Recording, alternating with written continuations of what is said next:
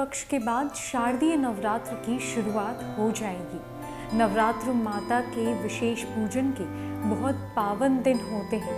यहाँ जानिए शारदीय नवरात्र कब से शुरू होंगे, कलश स्थापना का शुभ समय, विधि और शुभ मुहूर्त का महत्व।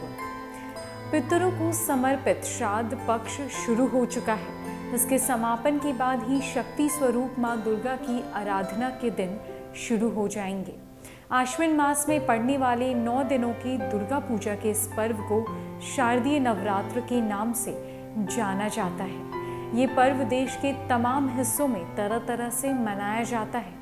इन दिनों में मां दुर्गा के 9 स्वरूपों की पूजा होती है।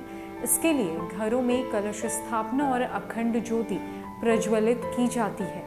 इस बार शारदीय नवरात्र 7 अक्टूबर को गुरुवार के दिन से शुरू होने जा रहे हैं और 15 अक्टूबर को समाप्त होंगे। इसी दिन दशहरे का पर्व भी मनाया जाएगा। यहाँ जानिए कलश स्थापना के शुभ मुहूर्त और विधि के बारे में। नवरात्र के पहले दिन कलश स्थापना की जाती है और इसी दिन अखंड दीपक जलाया जाता है। इसके बाद 9 दिनों तक ये कलश स्थापित रहता है। आखिरी दिन इसका विसर्जन किया जाता है। इस बार शारदीय नवरात्र पर कलश स्थापना का शुभ मुहूर्त सुबह 9:33 बजे से 11:31 तक रहेगा। उसके बाद दोपहर 3:33 से शाम 5:05 तक रहेगा। लेकिन बेहतर है कि आप सुबह के समय ये स्थापना करें। कलश या घट स्थापना के लिए सबसे पहले उस स्थान की सफाई करें जहां आप माता की पूजा करना चाहते हैं। इसके बाद एक चौकी पर नया लाल वस्त्र बिछाकर माता की तस्वीर स्थापित करें और भगवान गणेश को याद करते हुए उनसे अपने पूजन कार्य को निर्विघ्न पूर्ण करवाने की प्रार्थना करें।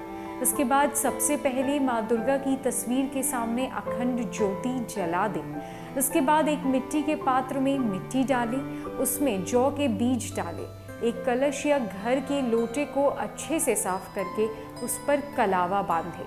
स्वास्तिक बनाएं और कलश में थोड़ा गंगा जल डालकर पानी भरें। इसके बाद कलश में साबुत सुपारी या अशोक 5 पत्ते लगाएं और कलश को बंद कर उसके ढक्कन के ऊपर अनाज भरें। अब एक जटा वाला नारियल को लाल चुनरी से लपेटकर अनाज भरे ढक्कन के ऊपर रखें।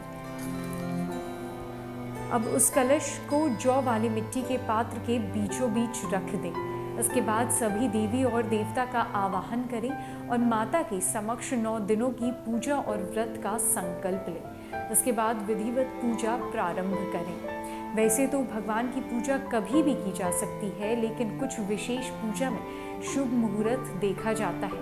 मान्यता है कि शुभ मुहूर्त में ग्रह और नक्षत्र शुभ फल देने की स्थिति में होते हैं।